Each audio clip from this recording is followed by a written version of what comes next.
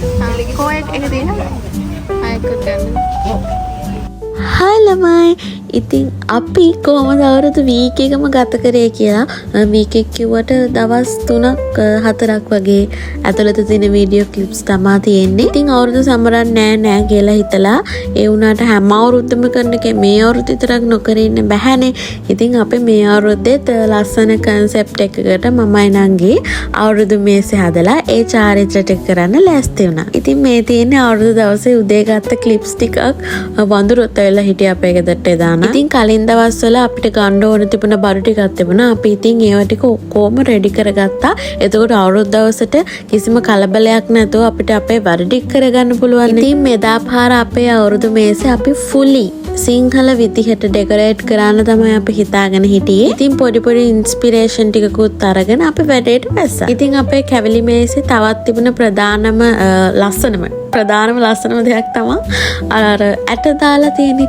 ඒක අපි එක ඇට ಜಾති 6ක් දාලා තියෙනවා. ඒ කියන්නේ හාල්, එතකොට පරිප්පු, මුං ඇට, කව්පි, බඩිරිකෝ ඒ වගේ ඒවා 6ක් දාලා තියෙනවා. කැවිලි නම් කිසිම දෙයක් ගෙදර හැදුවේ නැහැ. අපි කඩෙන් තමයි ඒක ඔක්කොම ටික ගත්තේ. ඊට පස්සේ නංගි තමයි කිරි උතුරන චාරිත්‍රය කරේ. මං ඊට පස්සේ හාල් ටික හොදලා කිරිබත් හදන්න ඒ හාල් ටික ලෑස්ති කරා. ඉතින් මෙදා පාර අපි කිරිබත් එක රෙඩි කරන්න හිතාගෙන ඉන්නේ කුල්ලක. ඒ කියන්නේ කුරට කෙසෙල් කොලයක් දාලා ඒකේ ලස්සනට හાર્ට් එකක් ෂේප් එකේ අපි කිරිබත් එක හදනවා කියලා තමයි හිතාගෙන හිටියේ. ඉතින් මේ තියෙන්නේ අපේ මේසේ ෆයිනල් ලුක් එක.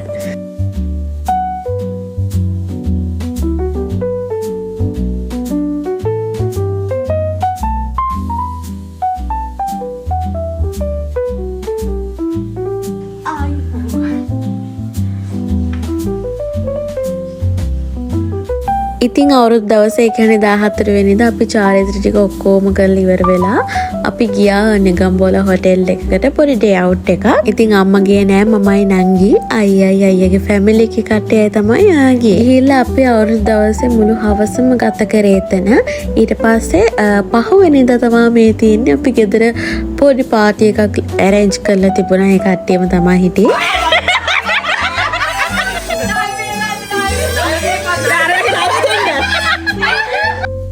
ඉතින් එදත් නිකන් ඉන්න බෑනේ. ඔය පොඩි ඔර්දසෝයක් තිබ්බා ෆැමිලි එකේ කට්ටිය විතරක්.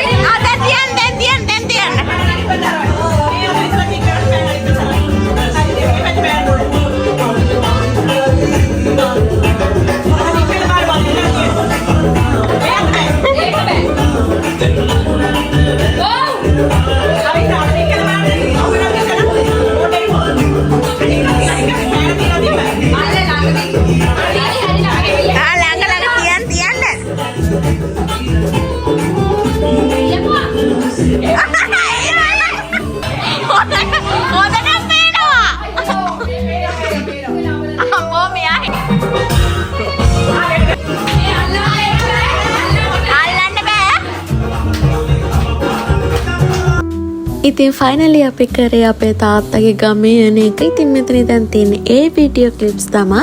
ඉතින් තවත් කියන්න ඉතුරු වෙලා දෙයක් තියෙනවා. ඒ තමයි මගේ vlogs බලන ඔයාලට සුබම සුබ අලුත් අවුරුද්දක් වෙන්න කියලා මම ප්‍රාර්ථනා කරනවා. ඉතින් මම ඉස්සරහා වීඩියෝ ක්ලිප්ස් වලින් පෙන්නන්නම් දිත්වා අපිට නම් ලොකුවට බලපෑවෙන්නේ නැති වුණාට අපේ තාත්තගේ ගමේ කට්ටියට කොහොමද දිත්වා බලපාලා තියෙන්නේ කියලා. එහෙනම් අදට මම අපේ අවුරුදු vlog එක ඉවර කරනවා. තවත් ලස්සන vlog එකකින් අපි ආයෙ හමු වෙමු. bye bye.